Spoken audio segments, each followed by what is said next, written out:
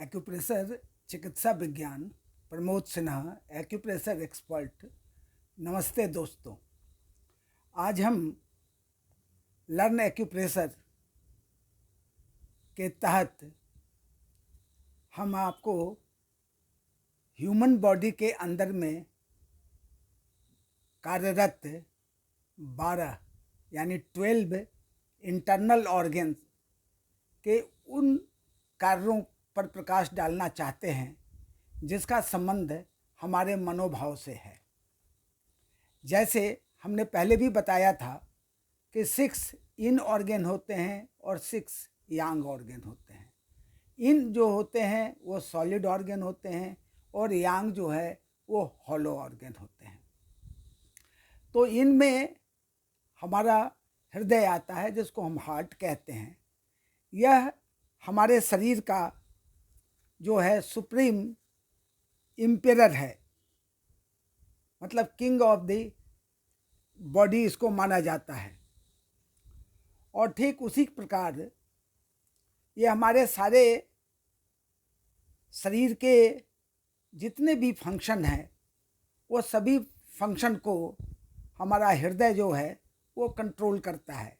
ऐसे फिजियोलॉजिकली हम जानते हैं कि ब्लड की सप्लाई जो है वो हार्ट के द्वारा होता है और ब्लड जो है हमारे पूरे बॉडी में फ्लो करता है, सारे ऑर्गन में जाता है। इस तरीके से हम कह सकते हैं कि हार्ट हमारा जो है वो एम्पेरर है, हमारा जो है वो किंग है और सबसे इम्पॉर्टेंट मॉनिटरिंग ऑर्गन भी है।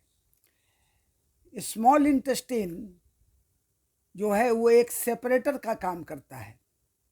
जब उसके अंदर जो है हमारा जो फूड स्टफ है वो डाइजेस्ट होकर जब पहुंचता है तो उसके अंदर से उसके अंदर जो प्योर और इम्प्योर, यानी इम्प्योर मतलब जो रेसिड्यू होता है वो लार्ज इंटेस्टाइन में चला जाता है इलियोसिकम जॉइंट के द्वारा, और बाकी जो है वो उसमें एब्जॉर्ब हो जाता है जो प्योर होता है यानी न्यूट्रिएंट्स होता है, और वो ब्लड स्ट्रीम में जाकर फिर हमारे पूरे ऑर्गन में सप्लाई होता है। तो इस तरीके से हम देखते हैं कि हमारी छोटी आंत स्मॉल इंटेस्टाइन प्योर और इम्प्योर के बीच वो डिफ्रेंशिएट करती है।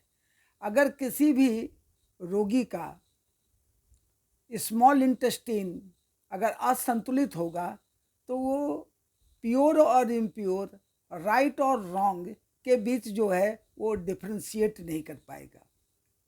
अगर कोई रोगी इस तरीके का आता है तो हमको देखना है कि राइट और रॉन्ग, प्योर और इम्प्योर के बीच उसको डिस्क्रिमिनेट करने का पावर है या नहीं।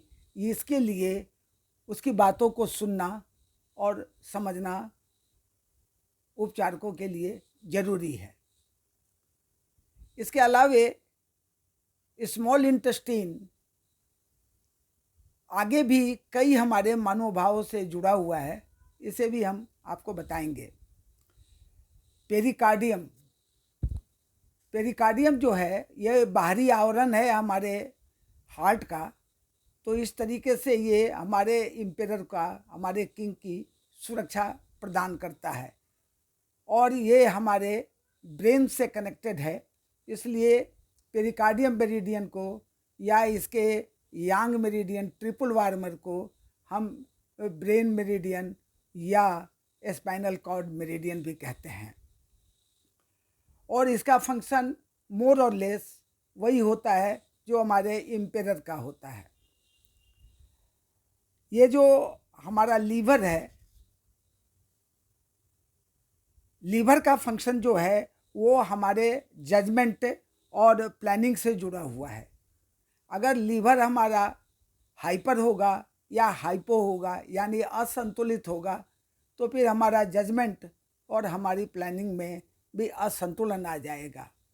तो अगर ऐसा हमें किसी रोगी में दिखाई पड़ता है तो लीवर पर हम कंसंट्रेट करेंगे और इलाज कर हम उसके रोग को यानी उसके शरीर के अंदर के असंतुलन को ऊर्जा के असंतुलन को, बॉडी फ्लूइड के असंतुलन को या लाइफ एसेंस के असंतुलन को हम दूर करेंगे।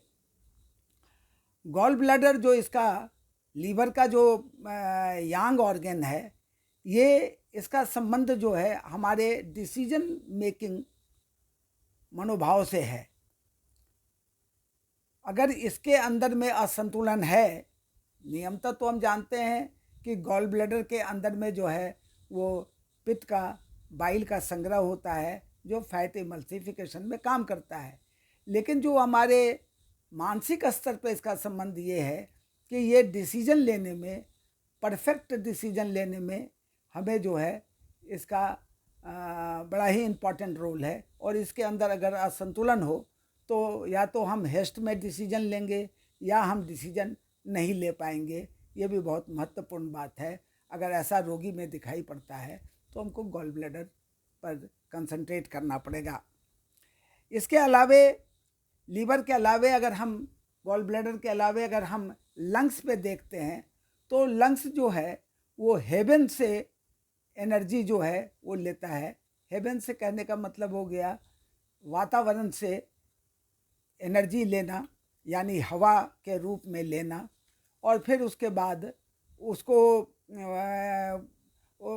उस एनर्जी को जो है एयर की एनर्जी से मिलाकर और फिर उसके बाद गैदरिंग एनर्जी बनाना, और फिर गैदरिंग एनर्जी जो है वो न्यूट्रिटिव एनर्जी और डिफेंसिव की में बटकर पूरे शरीर में सर्कुलेट होना। तो इस तरीके से हम लंग्स का फंक्शन देखते हैं कि लंग्स हमारे शरीर के लिए एक आत्मा का काम करता है, इसलिए इसको शारीरिक आत्मा या कॉर्पोरियल सोल भी कहते हैं। और जब हम लार्ज इंटेस्टाइन में आते हैं तो लार्ज इंटेस्टाइन लंग्स का यांग ऑर्गन है, और इसके साथ जो है सबसे बड़ी बात क्या है, ये ड्रेनेज सिस्टम है। हमारे बॉडी से जो है ये गंदगी को बाहर निकालता है। ठीक उसी प्रकार से ये हमारी मानसिक स्तर पे जो मनोभाव हमारे अंदर जमा है उसको भी निकाल कर हमें स्वस्थ बनाता है। आज जैसे हम कॉन्स्टिपेशन देखें, ये भी हमारे मनोभावों के कुंठा के फलस्वरूप ही उत्पन्न होता है। अगर वो कॉन्स्टिपेशन ब्रेन में दूर हो जाए तो हमारा कॉन्स्टिपेशन भी जो है वो नॉर्मल, जो इंटेस्टाइनल कॉन्स्टिपेशन है, एब्डोमिनल कॉन्स्टिपेशन है, वो दूर हो जाएगा। और फिर उसके बाद जो है वो जिस प्रकार से जो है वो स्प्लीन जो है वो डिस्ट्रीब्यूशन का काम करता है, ट्रांसपोर्टेशन का काम करता है। अगर ये जो है असंतुलित हो जाए तो हमारे अंदर एनर्जी का डिस्ट्रीब्यूशन, ट्रांसफॉर्मेशंस रुक जाएगा। होल्डिंग कैपेसिटी जो है, यानी जो ऑर्गन अपने जगह पर बने रहते हैं उसको बने रहने की जो ताकत होती है वो कम पड़ जाएगी और ऑर्गन नीचे की ओर लटकने लगेंगे, जिसको हम प्रोलैप्स कहते हैं। इसके अलावे जो है वो किडनी है और यूरिनरी ब्लैडर है। किडनी जो है हमारे अंदर में जो है वो स्टोरेज का काम करता है, और यूरिनरी ब्लैडर जो है वो वाटर सर्कुलेशन का काम करता है।